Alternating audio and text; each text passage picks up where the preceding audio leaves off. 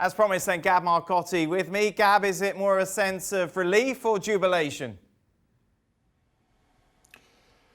I think it's still jubilation. It has to be jubilation.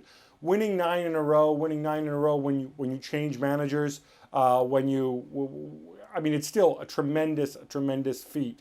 Now that said, obviously Juventus hobbled towards the finish line, just one win in their last five before tonight against Sampdoria.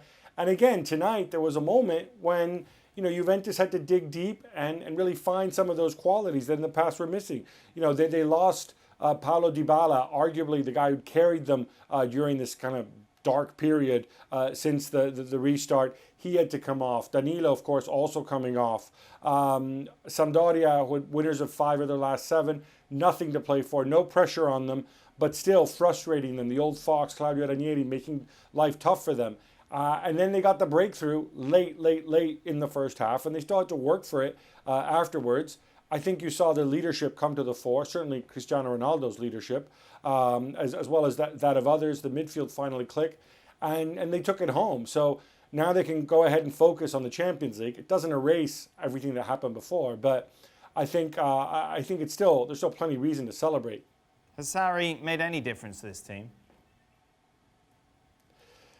Well, he made a difference to Paulo Dybala. And look, I think this is important because when Juventus decided to commit nearly $375 million over 4 years to Cristiano Ronaldo, they made a specific decision that they were going to go and try and win now, try to go to the next level now, playing a certain type of football.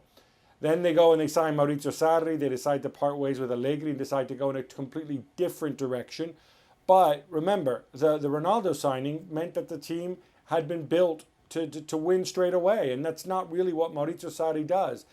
He builds sides. And so that meant that things were difficult all year long. Paulo Dybala, I think, is exhibit A of the work that Sarri's done. This was a guy that was supposed to be sold in the summer to help balance the books. Instead, Dybala insisted on staying. Maurizio Sarri worked with him and really turned him into, arguably their most important player, certainly since the restart. And you could even go out and make a case that without Dybala, they might still win the title, but they certainly wouldn't have won it with 2 games to spare. So he's contributed on that front. What he hasn't been able to do is implement the type of football that he was brought in to do. And I think some of that is certainly his responsibility, but certainly not all of it. Certainly I think the front office at Juventus and the people who do the recruitment they really should be taking a long, hard look at themselves. Do they win this title without Cristiano Ronaldo? No, they don't. I mean, if you say there's no Cristiano Ronaldo, but there's another top quality striker in his place, yeah, they still win the title. But I think Cristiano certainly, he's kicked on from last season. And I think there were certain key moments. I mean, there was one moment tonight when, as we said, late in the first half, Juventus frustrated, Dybala going off. It was almost as if Cristiano Ronaldo was willing them on. Dan, I saw him do something which I don't think in many years of football I've ever seen. He was so desperate to take a throw in quickly that he took it from behind the advertising hoardings.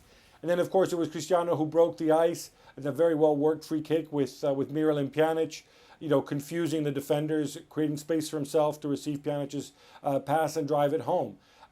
These are things that show Cristiano's leadership as well as his quality. And I think there have certainly been games where Cristiano has carried the load, no question about it. You mentioned the Champions League. How much house money is Sarri playing with going into that tie, first with Lyon and then, certainly from Juventus' point of view, hopefully into the quarter semi-final?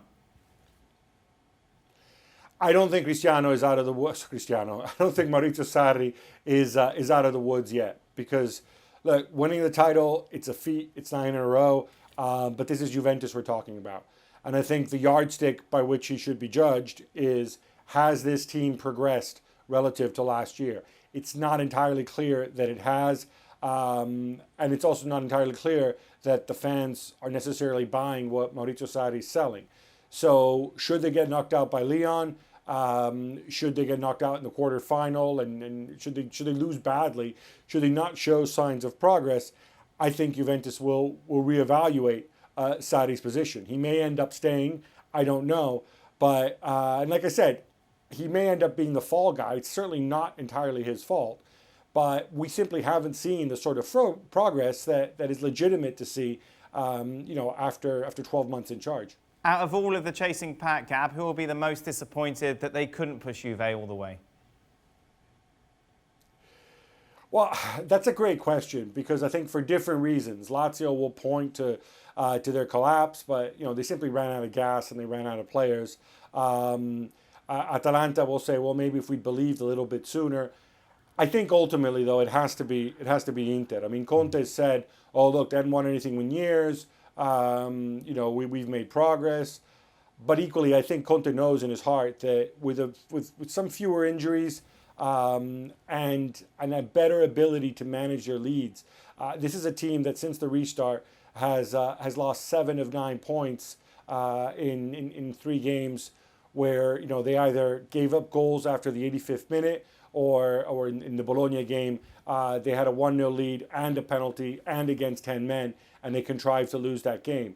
That right there is the difference between these two teams, and I think it's something that's difficult to swallow. Just away from Juventus, last word on Italy. Gavs, I got you here, Ciro Immobile, 34 goals now all season. Extraordinary feat, although 14 of them have been from the penalty spot. A hat-trick today for him. Yeah, look, it's an incredible scoring feat. I mean, if you want to not count the penalties, you still scored 18 goals from open play in Serie A, and he's been scoring a lot for several years. This is a guy who really relaunched his career, had an unhappy time in Spain, and of course at Borussia Dortmund in Germany. Didn't quite work out for him. He's got wonderful players around him setting the table for him, the likes of Luis Alberto and Milinkovic-Savic.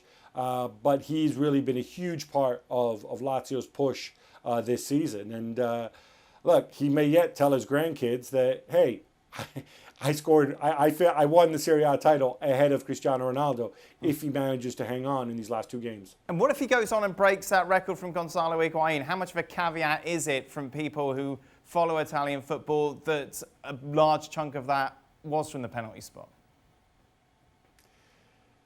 I mean, look, people are going to go and make their own decisions. When Higuain scored, set his record of his 36 goals, just 3 were from the penalty spot. Also because he's not a particularly good penalty kick taker, I might add, whereas Immobile is actually very good from the spot. Goals are goals. We count them. We count those goals too.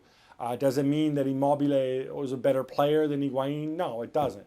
I don't think it should serve as a caveat. Numbers are numbers in the end. And it's still a tremendous feat. Thanks so much for watching ESPN on YouTube. And for more sports highlights and analysis, be sure to download the ESPN app. And for premium content and live streaming, subscribe to ESPN Plus.